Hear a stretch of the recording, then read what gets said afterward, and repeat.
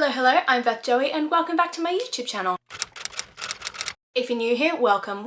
This is the channel where I paint my face, turn my camera on and talk about some books. So I know I'm on a book buying ban at the moment, but I saw this advertised on Instagram as I was just scrolling the day away on the weekend, this past weekend, and I thought this sounds like fun, and that is a bit of a blind date with a book. As you can tell, I already bought the stuff. Let's do a vlog of seeing what they got me and whether I enjoy those books. So first up, let's open this package together. So it came in a beautiful sort of little brown box, which I will definitely repurchase for all the books that I'm selling on Vinted. And we open up the box and we've got firstly this sort of 7 reading challenges card for the month. I might try and give that a go. And then you get this cute little thank you note from Words and Quills, which I absolutely love, supporting small businesses, all that sort of thing. Happy reading, love that. Our first book, which is wrapped absolutely beautifully, and its description is, I tried to keep you safe, but I see now that I can't. They won't stop until they have you. That sounds like some proper, like alpha fantasy romance. I love that, and it's baby short. So this is book number 1. I'll unwrap it in a second. I got the 2-book box, so now we've got book number 2. Again, wrapped absolutely beautifully. Love the wax seal on this as well. I really want my own wax seal. And it says, a laugh out loud romance of second chances and near misses. Despite the fact that I only bought the 2-book box,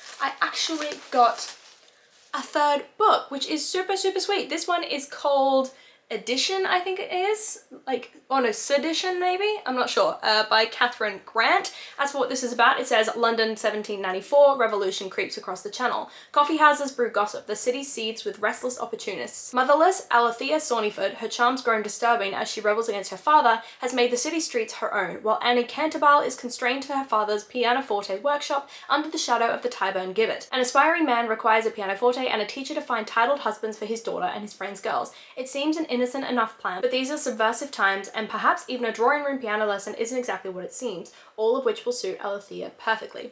Kind of a confusing blurb, I won't lie, but I love just how deep and dark that cover is, just very simple. You got the piano along the bottom there, so I'm keen to give this a go. But yeah, this maybe I'll do 3 books in this video. Next up, we've got some goodies in here. So it looks like a sort of bookmark, maybe with a little like letter opener kind of thing in there, and then we've got some snacks. So it looks like we've got some chocolate orange cream, Skittles, something Starbucks related, a tea, Galaxy something or other, and then it looks like a block of dairy milk chocolate, which, I mean, sign me up for that shit. That's exciting. I'll eat some of these snacks while I'm reading these books. And then there's one more thing in this box, which is all wrapped up. So let's give this an open. Feels like Christmas time.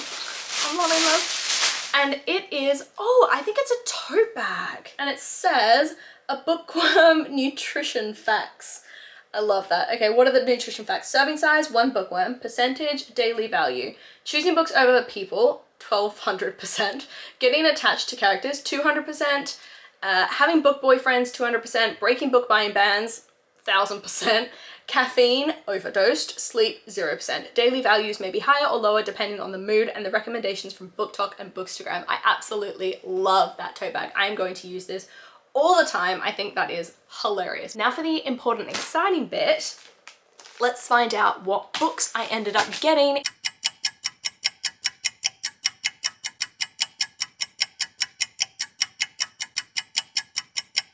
Haha, got it. Okay. We've got the string off, that can go. So this one is the Laugh Out Loud romance of second chances and near misses. So let's just rip this packaging off, and we have got The Ex Next Door by Jo Platt, when neighbors are not just good friends. As for what this is about, it says, thank you, next. After burst pipes destroy Esme's city centre flat, she temporarily relocates to a delightful small cottage in a village on the edge of town. The change is a big one, but Esme soon settles in, and as the art gallery she co-owns with her business partner David continues to thrive, life is sweet. That is, until Elliot, an ex whom she hasn't seen or spoken to for years, moves in next door, along with his perfect new girlfriend, Morgan. Suddenly, Esme's past is right on her doorstep, or at least just over the fence. When Elliot and Esme decide to keep their former relationship a secret from those around them, their subterfuge sets off a chain of events that not only forces Esme to reevaluate her past relationship with Elliot, but also puts her friendship with David under the microscope and under pressure. A laugh-out-loud romance of second chances and near misses. Okay, that sounds kind of like fun. I'm not sure if it's going to be like a cheating situation where she ends up getting with Elliot despite the fact that he's with this other girl, or if it's going to be something with her business partner David where maybe he helps her and then they end up getting together. I don't know. So this is book number 1. I love that yellow cover. And let's find out what book number 2 is. So book number 2 also came with these cute little, like, are they stickers? I don't know. Like, you got this one, which is super cute, and then this sort of I love books one, which is also adorable. Let's find out what, I tried to keep you safe, but I see now that I can't. They won't stop until they have you. Let's see what that means, and hope and pray that this one is less Beth proof.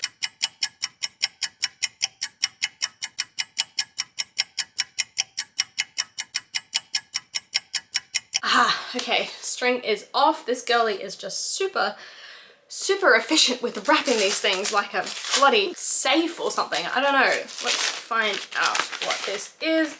It is called Waking the Witch by Rachel Burge. I love that cover, love the red and the blue. As for what it's about, the quote from the front of the book cover is actually on the back of the book. So I tried to keep you safe, but I see now that I can't. They won't stop until they have you. When Ivy's search for her mother draws her to a remote Welsh isle, she uncovers a dark secret about her past. An ancient and corrupt power is stalking Ivy, and her only chance of survival is to look deep within herself. Not every story and legend is true, and some evils are not what they seem. A darkly spellbinding tale of female empowerment steeped in Welsh mythology and Arthurian legend. Okay, the only other Arthurian legend book that I've read is Legendborn, so this definitely has a high standard to meet, and actually the color scheme's kind of similar to Legendborn, but this definitely has a very high standard to meet competing with that one, so hopefully I love this one too. Again, super baby short, which I love. So these are the 3 books that I got in this book subscription box, so let's give The Ex Next Door a go, and I'll let you know my thoughts in a little bit.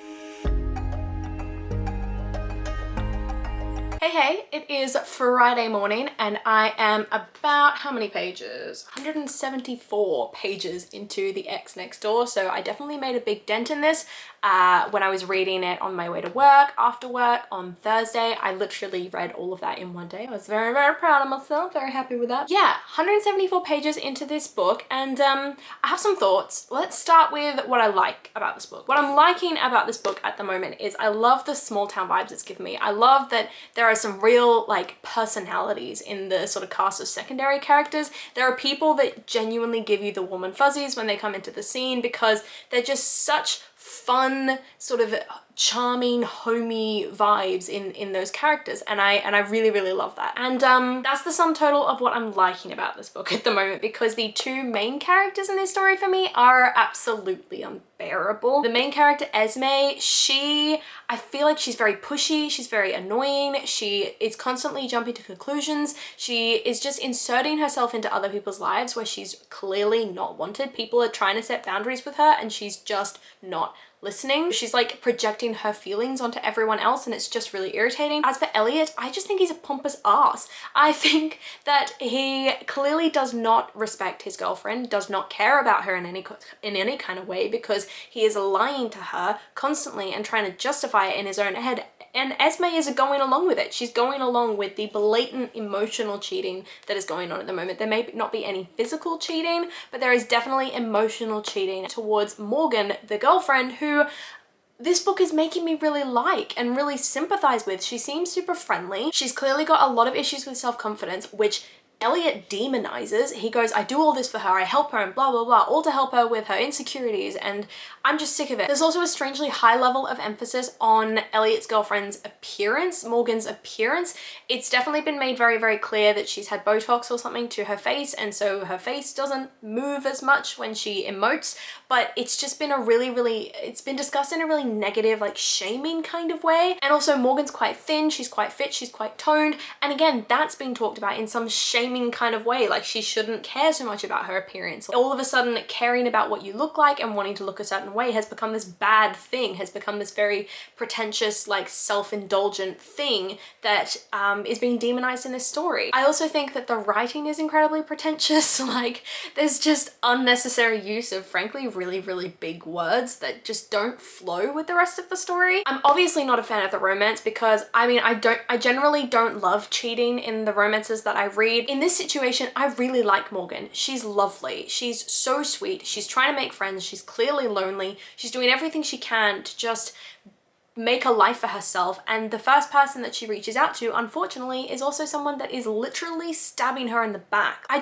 hate the romance in this. I cannot root for these people because they are being dicks. Like they are being so horrible to this woman that deserves none of this. And the absolute worst thing about it is that Morgan confides in Esme and she goes, I think that he might be seeing someone else. I'm worried that he's cheating on me. He isn't where he's supposed to be. And Esme just brushes it off even though she knows that Elliot is lying to Morgan. It just, all in all, it just turns these main characters into massive dicks that I don't want to root for. And I am genuinely, I was debating for a long time over the last 50 to 60 pages that I've been reading of like DNFing this book because I hated these characters so much. I don't know, I'm ranting, I'm rambling. This is not an enjoyable read for me. I'm not reflecting that back on Words and Quills at all. It's just, you know, this book is not good. I really don't like these characters. But on to more positive things. I am going to get to work now because it is time for me to start work and hopefully, you know, do some fun work today rather than reading this book because it is absolutely killing me. I don't really have anything to update on the life front. Nothing really has been going on. It's just been busy, busy, busy with all the work. So hopefully I'll get some wedding planning done this weekend. I think I'm planning to catch up with my maid of honor on Saturday, but I don't know. So I'm gonna get to work, finish that book, and I will update you once I finished it. But I'm thinking at the moment it's gonna be like a 1 to 2 stars. It'll be very lucky to be anything more than 1 star. I think I'd have to be very generous, which I am not feeling like being at the moment. I'm gonna go do that. I'll see you in a bit. Okay, same day, just finished my lunch break and also just finished this book, and I have some thoughts. Let's chat about them. You're not going to be surprised, I don't think, by these thoughts. They haven't changed much, I think, since the last update that I did, and that is, I hated this book. 1 star. And that is nothing against the book box that got it for me. I definitely think that it was a very interesting read, and I know that it is a very recent release, so, you know, props to them for giving me a very, very new book. This was published in 2023, so, you know, and they've been out a couple months. Nothing against them for picking this book, more against it's just not my personal taste. So I gave it 1 star, but let's talk through the review. So I'm gonna go through kind of core pile and what I do for each category. Let's talk about the first category, which is characters. So the characters in this for me were pretty much unbearable. As I said before, I think Elliot is a pompous ass. I think he has clearly got no respect for his girlfriend or any relationships that he's been in, as we find out later in the book. I also think Esme is very pushy, constantly jumping to conclusions, incredibly overdramatic, and constantly pushes herself into other people's lives when they have clearly told her or shown her that they do not want her there. I also find it irritating that she doesn't believe that anyone else can have their own opinions or perceptions about other people, so if she hates someone, everybody else has to hate that person too.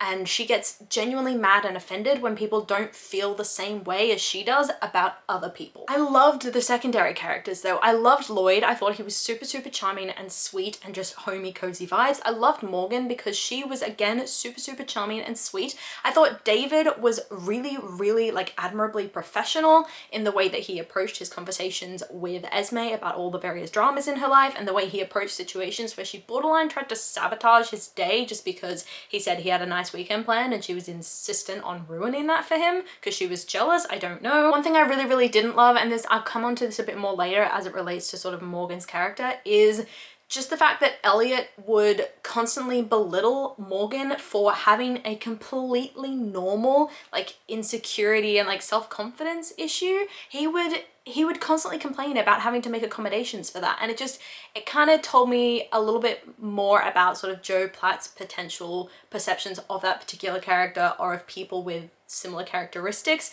It told me, yeah, it was an uncomfortable sort of situation to be sitting in with that character. As for atmosphere, I thought the read was immersive in how infuriating it was. So it definitely wasn't immersive in the way that I think the author intended. Whilst I love the small town vibes, and I definitely got that sort of cutesy homey feeling when we were talking to some of those secondary characters, I just remained peeved or pissed off throughout the entirety of the story, and I genuinely think that there wasn't much of a plot until the very, very last section of the book, when all of a sudden it did a complete third act 180. As for writing, I think the writing was quite pompous, and then I thought the way that the characters' dialogue was quite pompous and pretentious. I also didn't like quite how much time was spent belittling Morgan's physical appearance. I don't know if that was just a character thing or if that's more of an author thing, like that is her opinion towards people who take care of their body and use Botox in their face. I also don't know if it was meant to show that Elliot's relationship with Morgan was manifesting her insecurities in this very physical way, but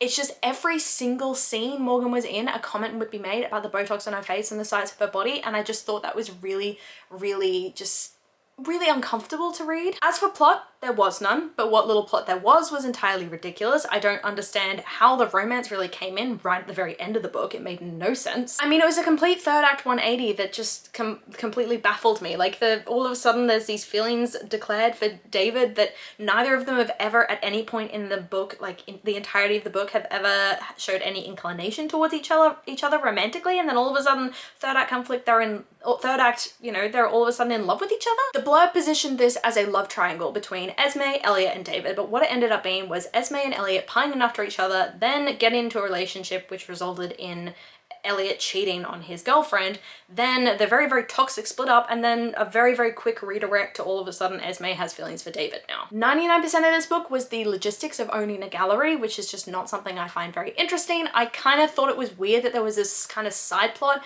about one of their artists, Douglas, being like a serial killer or something. I thought it just only added to the fact that Esme is incredibly judgy, and it didn't really add charm in any kind of way that I think it was supposed to. I also don't understand why the author made Morgan so likable when Esme was just going to spend the entire book being a dick to her, because all it did was make me hate the main character rather than root for her in any sense of the word. And then I really don't like that at the end of the story, Esme blames all her actions with Elliot on other people, and then every other character around her completely allows it. Like, they don't question it, they don't challenge her, nothing. So it makes that romance at the very end when, you know, David knows all about the cheating that went on, like, why would he ever trust her? How is that romance at the end legit? Because if I had experienced everything that he had experienced, I would never trust that woman, because she clearly has no respect for people that she genuinely likes. As for intrigue, I wanted to DNF this book from the halfway point onwards, so the intrigue definitely was not there for me. As for logic, I don't want to talk about it because I don't think there was any. I don't think the characters were very logical in any way, shape, or form. And then as for enjoyment, I didn't enjoy this book, unfortunately. So that is my review of The Ex Next Door by Joe Platt. Again, no shame on Words and Quills for picking this book. I can understand why it's gotten some good reviews, but it just wasn't for me, and I just didn't get the sort of laugh out loud romance of second chances and near misses that the book advertised. But now we're hoping for a better experience with Waking the Witch by Rachel Burge. This is the second book in this book box. I'm not sure if I'm going to read Sedition, because looking at it, it's not really my kind of thing, but maybe I'll read it at the end of this video. I don't know, but this is the second book. I think, as I said before, the only book that I've read that has anything to do with Arthurian legend is Legendborn by Tracy Deonn, so this book definitely has a very high standard to live up to on that front. I also think that it's very interesting that the color scheme is kind of similar to Legendborn, with that sort of bold red, blue kind of color scheme. But yeah, so I'm gonna get started with reading this book after I finish work for the day, because I'm coming up to the end of my lunch break, and I'll let you know my thoughts when I have some. So yeah, I'm gonna go read this and pray that it's better. Good morning. It is Saturday morning. I was going to finish this book yesterday, but just kind of ran out of patience with reading, so I'm picking it up again today. But as for my update, I'm about 50% into Waking the Witch by Rachel Burge. It's only a short little book. It's only like 280 something pages long, so it's going to take me a lot less time to read than I originally thought that it would. And as for my thoughts on it, I'm kind of enjoying it at the moment. It's definitely a lot more enjoyable than The Ex Next Door was for me. I'm getting a lot less infuriated than I was in The Ex Next Door. So generally what's happening in this book is we've got Ivy, our main character, and then a guy that is helping her whose name I think is Tom or something, and he used to work with her. They used to have a sort of pranking relationship going on between the two of them where they play pranks on each other in order to rile each other up at the place of work, which was a not museum, but like a place to go and see butterflies. I can't remember what that's called, but anyway, Ivy finds her mother and she gets this phone call from this woman that she believes to be her mother. And this phone call is a very strange call. It's basically the woman telling her not to come and find her, not to go to the lighthouse, because something is at its strongest when it's at the lighthouse. So naturally, this just completely intrigues Ivy. So she decides she wants to go to the lighthouse to talk to her mother, particularly because some very, very strange things have been happening on her day-to-day. People have been acting really strangely around her, and then right after acting strangely, they'll genuinely like attack her. So there was a man at the butterfly zoo that attacked her, there was a toddler, there was a dog, there was an old woman with a shopping cart, and they keep attacking her. And Ivy really wants to know what's going on, so she decides to go and travel. But as a result of one of these attacks, she gets fired from her job, so she doesn't have any money to travel. So Tom decides to help her with that and come with her on the promise that they'd only stay on this island for a short period of time, but now they seem to be stuck on the island. All sorts of weird things are going on in the night while they're trying to sleep. So there's knocks on the doors, there's creaks on the floorboards. It's definitely very creepy and eerie. And the woman that Ivy believes to be her mother is acting incredibly, incredibly strangely and keeps asking all sorts of weird questions. Tom is very uncomfortable around her.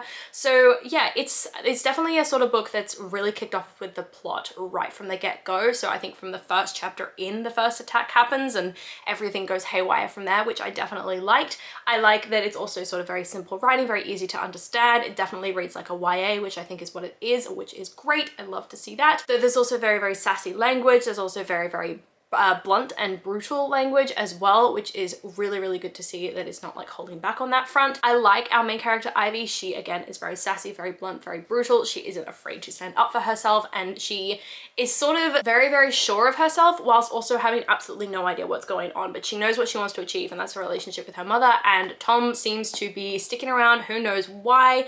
Definitely seems to be hints towards some sort of romantic feelings from him towards her, and she definitely seems to notice his appearance, his physical appearance, which generally tells me that there's going to be a romance taking place somewhere in this book, which I am totally fine with. I love a good YA romance in a fantasy. As for the Arthurian legend side of things, it's very much going for these dudes were douchebags and they treated women horribly, and as a result there's some sort of energy attached to this lighthouse that they're trying to either escape through, or the people they treated horribly are trying to escape into the real world. It's definitely not a sort of like glorified inclusion of the Arthurian legend, which I do appreciate. I do appreciate sort of the blatant honesty about what it would have been like to be a woman at that point in time in this sort of folk tale. But yeah, it's generally just lots of creepy vibes and lots of really, really fun characters with lots of really weird interactions and just making fun of each other and that sort of thing. So I'm enjoying the book so far. I'm 50% through, as I said, so I'll be back in like an hour or two to update you on my thoughts at the end of this book.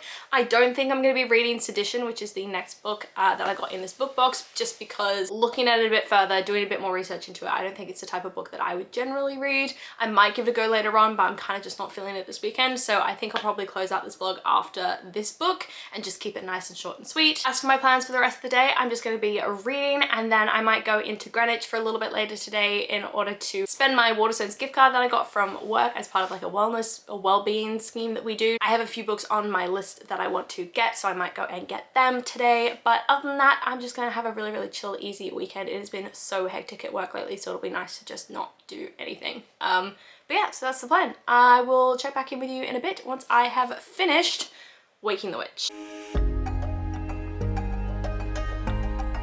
Okay, it is later in the same day and I am closing out this somewhat unsuccessful reading vlog. Unfortunately, this book, Waking the Witch by Rachel Burge, was also not a sort of positive read for me, I guess we could say. I gave it 2 stars. I'm not as infuriated by it as I was by The Ex Next Door, the previous book, but it kind of just felt like an incredibly incomplete story in my opinion. I think it could have benefited from being a lot longer than it was. It could have benefited from really delving into the characters and everyone a bit more. So as I did with the Ex Next Door, I'm going to start with my characters section of my core pile review, which is I generally liked the characters in this book, but I don't feel like I got to know them in any kind of way. I thought that they were really underdeveloped, and I thought that a lot of the relationships needed a bit more fleshing out, like the relationships between the witches and Ivy. They sort of jumped into this sisterhood style of like relationship very, very quickly, and it kind of felt out of the blue, as well as the relationship between Ivy and her mother, because obviously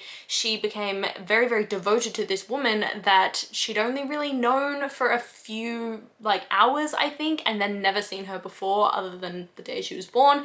And then the sort of romantic relationship with Tom as well, it was hinted at enough throughout the book that I kind of knew it was coming, but it still didn't feel authentic because it didn't feel like there was any pining. It didn't feel like there was any development. There was no acknowledgement of being really attracted to the other person enough to make me really believe that there was a relationship for me. Whilst I liked Ivy as a character because she was this very, very interesting dynamic of someone who was incredibly self-assured of who she was as a person, but completely thrown out of that the minute she was in this world because everything that she believed about herself changed and everything she knew about her history changed. I think a lot more time could have been spent developing her as a character, especially her magic and her training, because all of that just felt really, really rushed. So you get to this battle scene, you kind of don't know where Ivy's at in terms of her ability to use her magic until she uses it, and then it's kind of out of the blue. For atmosphere, I definitely got the creepy vibes and the mystery, I guess, from this story, but again, it was way too rushed for me to get anything more than just general on the surface vibes. I didn't really feel any tension or energy in the scenes where I think I was supposed to feel tension and energy, like the battle scene at the very end. It was very, very quick considering the amount of time